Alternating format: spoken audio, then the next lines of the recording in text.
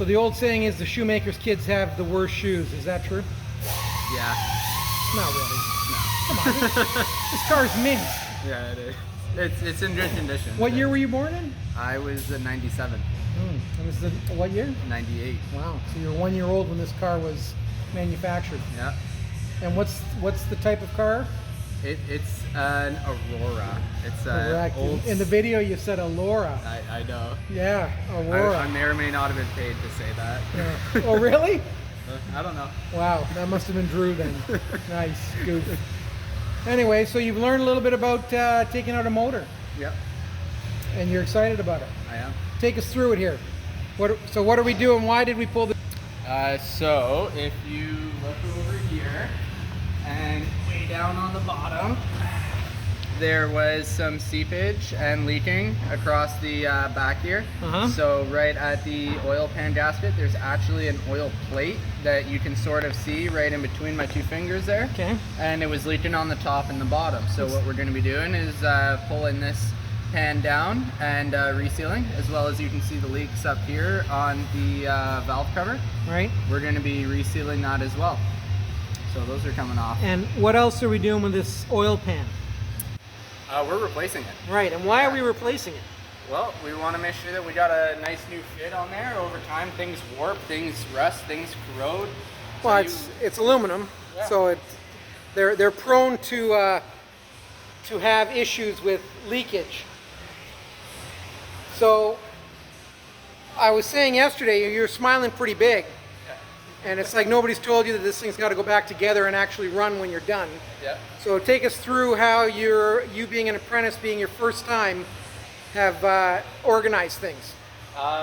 Basically, you want to show us recycled boxes. So There's probably about 5 or 6 of these boxes, as well as magnet trays up on top of the car that are just full of bolts and nuts and brackets and whatnot that are all organized for different sections. And what are you going to do with all these bolts and nuts when you put it back together? Make sure they go in the right spot. More importantly, what are you going to do to my car? Oh, clean them. As we do with everyone's? Oh yeah, we're going to clean them, make sure that they're nice. We're going to take them, clean the threads in there. We're going to put some Loctite where it's needed.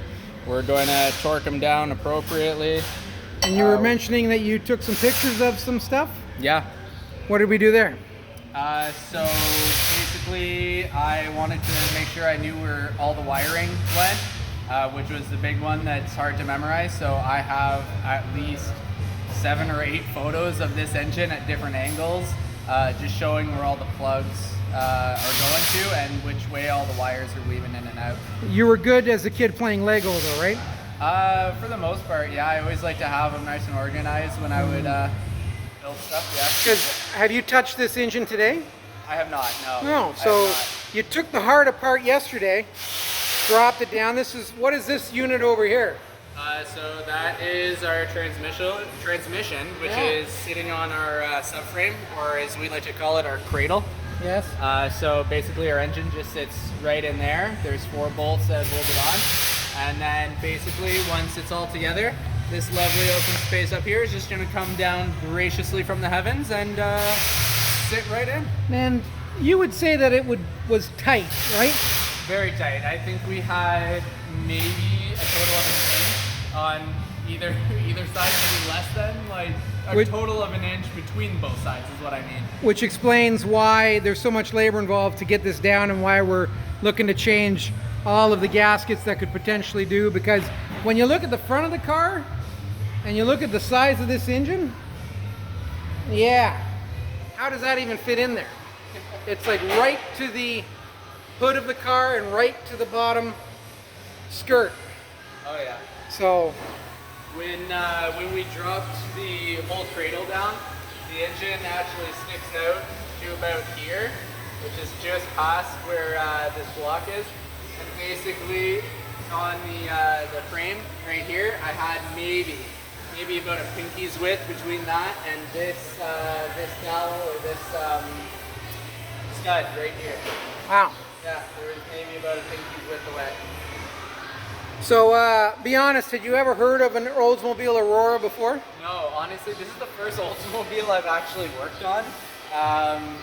Yeah, they don't really make those anymore. Yeah, they stopped in 2003, but Yeah. do you know that it was the oldest brand in America? Yeah, I did.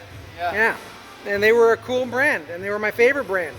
And these Auroras are very old and rare, and you either loved them or hated them for the look, because they were very unique for the day and age. Very futuristic. Look at that nice wraparound whole tail lamp assembly. Pretty cool. And you know the other thing about this car? It's super fast. With an engine that size, Yeah. with the car this compact, I'm not surprised that It's- this thing probably boogies. It's a sleeper, so that's why I like it. That's why it's here. Yeah. So the unfortunate thing is the majority of them had these issues, and people didn't want to spend the money to do this type of job because it is quite extensive and expensive, and it exceeds the value of the vehicle in most cases. But seeing as there was only 250 gold ones made in 98, I'm going to say this one's a keeper. Yeah. So there you have it. There you have, folks. Our man Dan, he's still smiling now, so am I. am. But the car's got to run, Yeah, and then we'll be smiling. it will. And we'll do an updated video later on once you get it back together and you're hopefully still employed with me. Oh, I will be. Okay. 100%. I know you will be. I'm just joking around. Have a great day, everybody. See ya. Thanks, Dan.